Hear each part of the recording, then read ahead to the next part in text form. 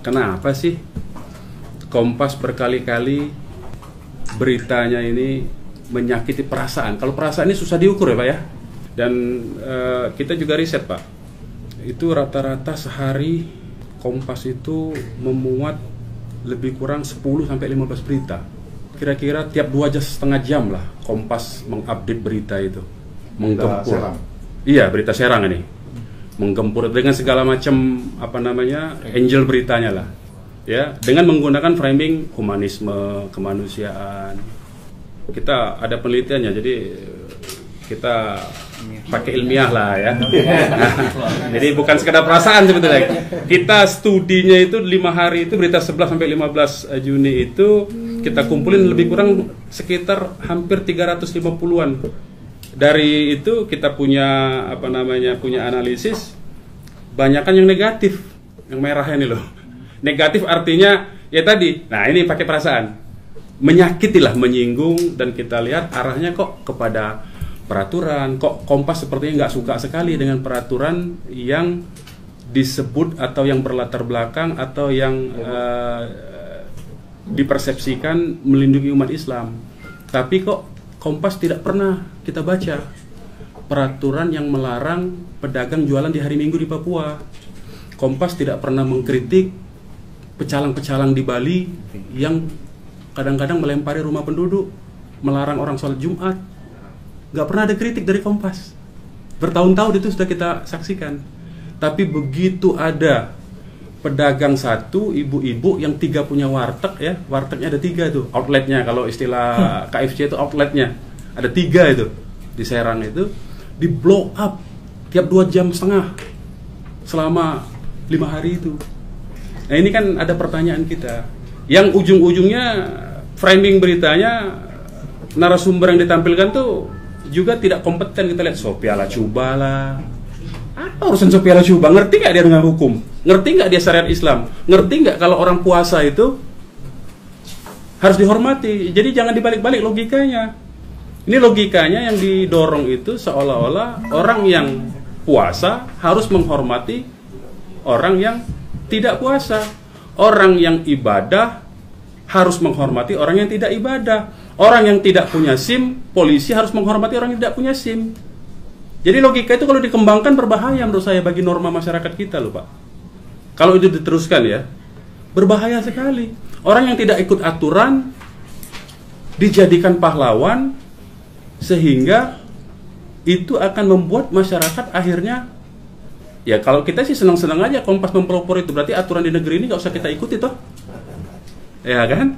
Kita senang saja kalau kita merasa tidak terikat. Tapi karena ini yang dihajar adalah syariat Islamnya, apalagi Kompas menampilkan, menggelari orang-orang intelektual muda NU. Dari mana gelar intelektual itu? Kan sebutan-sebutan Kompas saja, memframing orang jadi intelektual muda NU lah, membuat jadi brutal organisasi yang sadis, radikal lah. Itu kan maunya wartawan aja. Makanya hari ini kita sengaja bawa juga tim kita. Kita mau framing juga lah. Ya bukan artinya kalau soal framing itu kan kita juga bisa, agenda satang, agenda setting itu kita juga ngerti lah. Kita nggak bodoh-bodoh amat lah kira-kira. Kita paham lah itu semua. Tapi mbok ya janganlah keterlaluan. Maksud saya nanti masyarakat mempersepsi juga loh. Walaupun ada sebagian orang Islam yang membela Kompas ya nggak apa-apa, tapi tetap sebagian lagi akan mempersepsi Kompas mewakili bukan Islam, walaupun yang membelanya barisan di depan pagernya adalah Islam. Nah, apa mau Kompas dipersepsi begitu? Kompas, Komando Pastur, apa mau diulangi lagi seperti yang dulu-dulu lagi? Kan enggak, saya kira. Ini kan sara jadinya. Kalau media sebesar Kompas ini justru mengarah kepada hal-hal yang demikian, ya jangan salahkan masyarakat, saya kira. Nah, kami ini, saya kira semacam alarm lah, ya. Jadi, saya kira Kompas nggak perlu khawatir. FPI justru alarm sebetulnya, daripada kita diam masyarakat marah, tahu-tahu kejadian 98 diarahkan kepada sara yang lebih gawat dari sekedar 98. Kalau 98 kan sekedar etnis tuh. Kalau diarahkan ke sara bagaimana? Kalau masyarakat diam tiba-tiba meledak menjadi sara agama. Kompas kalau dipersepsi tadi Komando Pastur jadi sasaran loh. Kita tidak menutup banyak. Kita tidak minta Anda membela Islam, enggak. Karena kita tahu lah, enggak mungkin Anda begitu. tapi adil lah. Adil dan proporsional. Saya kira proporsional kita tahu lah menempatkan diri kita ini siapa. Kedatangan kita ini ingin meminta penjelasan tentang itu. Yang kedua, menghimbau sebetulnya bahwa ya jangan melewati garis batas lah. Proporsional dan profesional saja, adil lah begitu. Sebab adil itu siapapun, bahkan orang Islam pun dituntut adil terhadap yang non-muslim. Jadi saya tidak mau bicara teknis ya. Janganlah bicara teknis soal ibu itu begini, begini. Anda cerita tentang lapangan, nggak usah lah. Udah selesai bagi saya itu. Kalau kita debat fakta. Kita nggak usah debat fakta begitu. Kita ini, kalau dalam bahasa kita mau kebijakan redaksi, politik redaksi lah kira-kira. Ya, lebih kepada politik redaksi.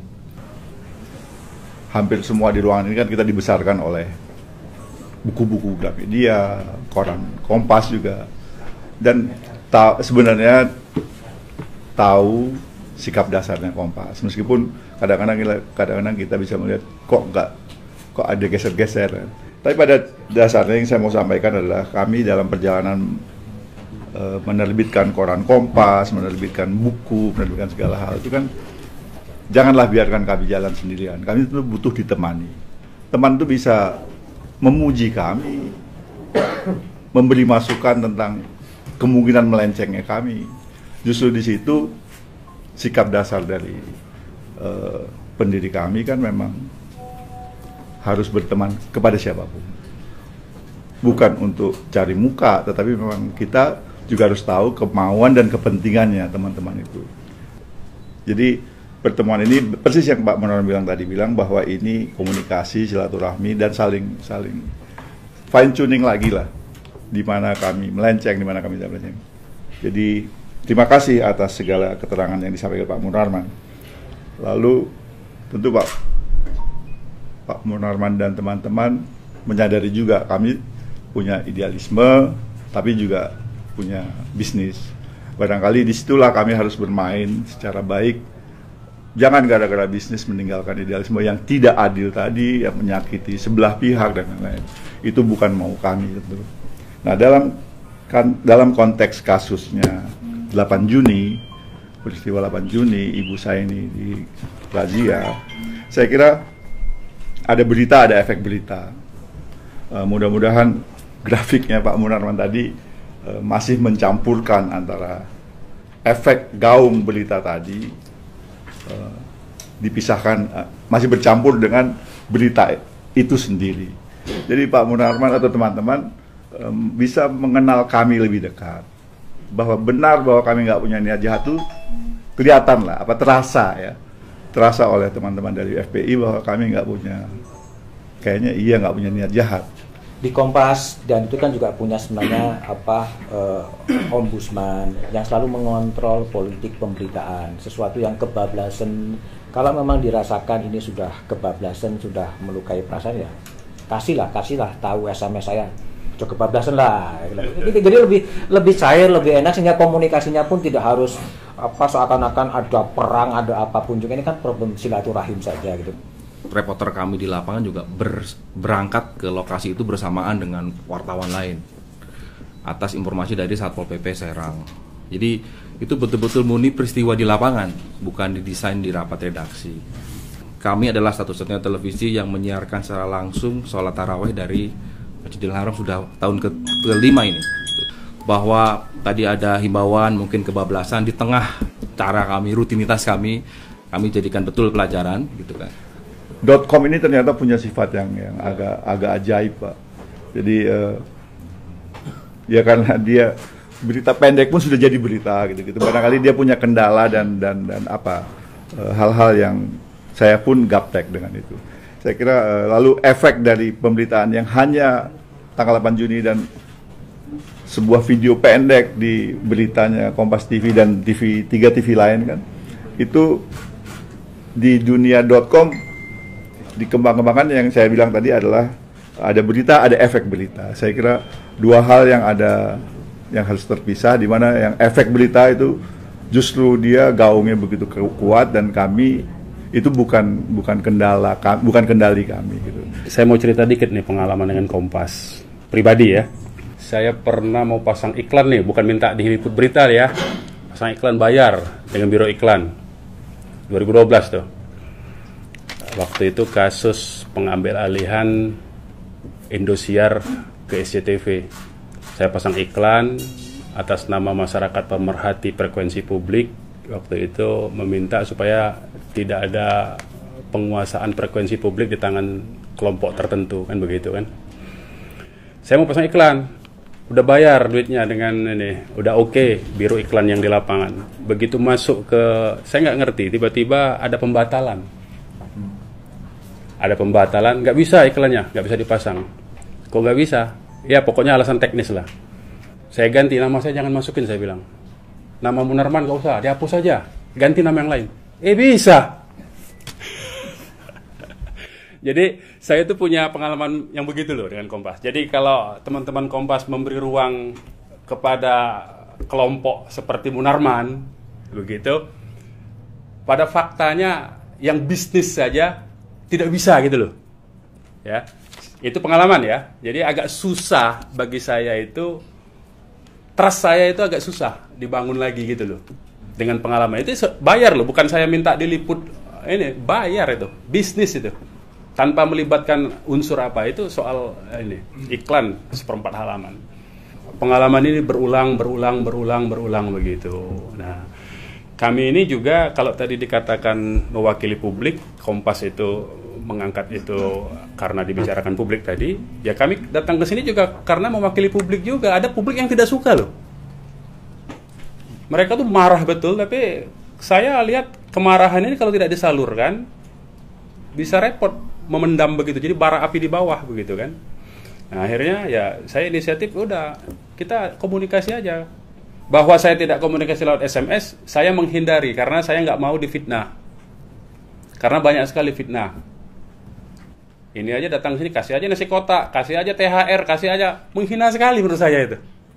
Komunikasi yang begitu itu menurut saya penghinaan lah. Menganggap orang-orang FPI itu orang pengangguran, miskin, nggak ada kerjaan, tukang recok, tukang rusuh begitu. Tapi kalau Anda bikin peliputan di Bali, wawancarai warung yang ditutup selama nyepi itu, lalu mereka berkomentar, bila perlu ada lagi sumbangan yang seperti di Serang, kita mungkin nggak protes.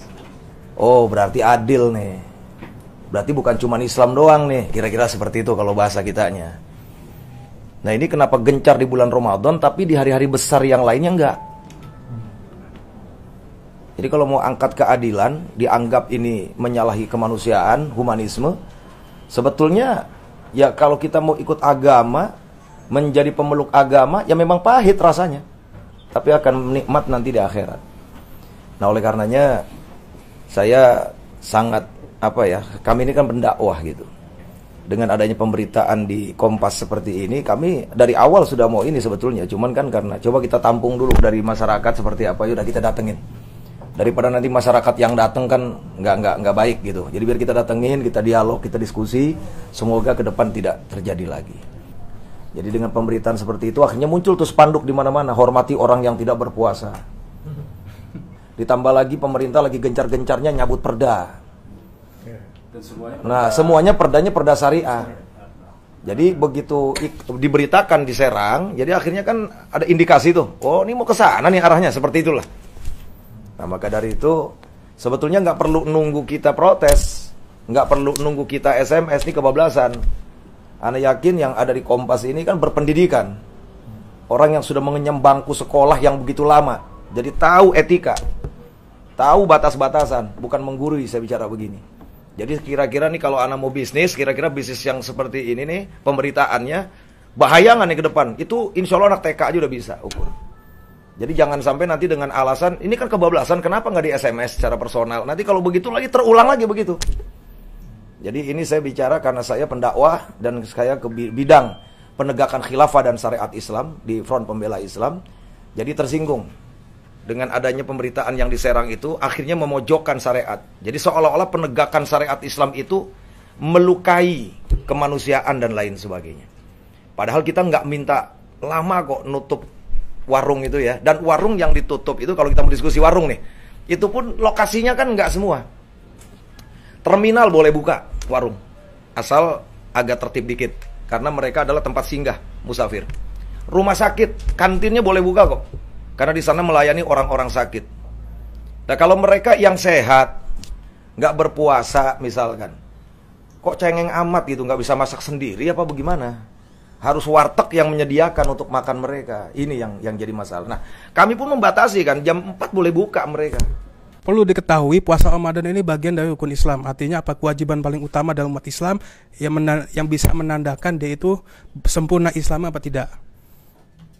Nah, di zaman sahabat Nabi Sayyidina Abu Bakar radhiyallahu an, itu pernah kejadian perang Riddah.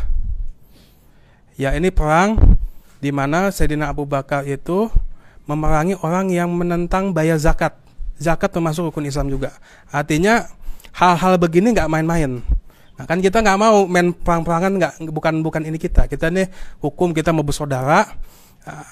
Cuman buat umat Islam ini sensitif betul, karena ini rukun Islam. Jadi memang kalau kita justru malah niat baik kita untuk supaya bagaimana Kompas ini jangan sampai masyarakat meledak, Kompas akhirnya kena masalah. Berkali-kali kami korban, selalu dijadikan korban ketidakadilan daripada pemberitaan. Ketika lawan-lawan kita ataupun mereka yang berseberangan dengan kita itu bikin demo hanya 40 orang, 50 orang live siaran langsung di beberapa TV, tapi kita sudah ratusan ribu bahkan jutaan. Itu kita padatin juga sama, nggak pernah masuk TV. Nah, di zaman Nabi Musa itu ada seorang wanita cantik. Dia datang pada Nabi Musa, "Wahai Nabi Allah, saya ini banyak dosanya. Saya melakukan dosa yang gede. Tolong mintakan ampun pada Tuhan." Nah, kata wanita itu, "Saya berzina. Habis itu saya hamil. Habis hamil aku ngelahirin. Habis ngelahirin aku matiin itu bayi." Maka Nabi Musa marah besar. Diusir wanita itu. "Haram jadah kamu, ini dosanya gede, nggak bakal diampuni oleh Allah." Ya, saya yakin kalau wanita itu kejadiannya di Palmerah, pasti Kompas TV akan memblow up besar-besaran tuh. Wanita yang berzina dan membunuh hasil anak berzinanya. Ya, koran Kompas saya kira akan masukkan ke headline. Tapi kata Jibril, ada yang lebih gede dari itu dosanya, yaitu apa? Kata Jibril, orang yang sengaja meninggalkan sholat, itu lebih gede dosanya. Demikian juga sengaja meninggalkan puasa, itu lebih gede dosanya. Jadi jangan dianggap enteng, jangan dianggap sholat itu asasi. Sholat itu boleh, nggak sholat juga boleh. Puasa boleh, nggak puasa juga boleh. Harus dihormati. Nah ini kan bahaya. Seingat saya dulu waktu masih SD di Pasuruan, kampung saya orang Pasuruan, itu ada edaran dari wali kota. Saya kira di kota-kota lain sama, yaitu hormatilah bulan puasa, warung buka jam sekian sampai sekian, jam sekian tutup atau tidak boleh buka. Dan itu tidak ada yang mempersoalkan. Kok kenapa di era sekarang ini, di zaman Jokowi ini, tiba-tiba muncul hal yang aneh, justru mempersoalkan yang benar, gitu, yang melindungi umat kita supaya khusyuk, ya, tenang di dalam ibadahnya, gitu. Seharusnya kita bersyukur kepada Satpol PP, kepada bupati. Kan kalau dulu yang gitu-gitu FPI, dan itu dibully kan dulu-dulu kan. Nah sekarang FPI sudah mengurangi yang gitu-gitu. Biarlah dikerjakan oleh Pemda, dikerjakan oleh Satpol PP, dikerjakan oleh polisi. Lah sekarang Satpol PP-nya yang dibully. Maunya apa ini? Hah? Maunya apa? Saya ingatkan pada suatu hadis bahwa ada malaikat diperintah oleh Allah untuk mengazab satu kaum, karena kaum itu udah maksiat semua. Pas malaikat turun, di situ masih ada yang sholat satu orang. Malaikat balik lagi pada Allah, "Ya Allah, ini masih ada yang sholat nih, bagaimana?" Kata Allah, "Azab mulai dari dia yang sholat itu. Azab mulai dari yang sholat itu. Karena apa? Yang sholat diem, tidak mengingatkan, tidak melakukan nahi mungkar. Padahal nahi mungkar itu hukumnya wajib."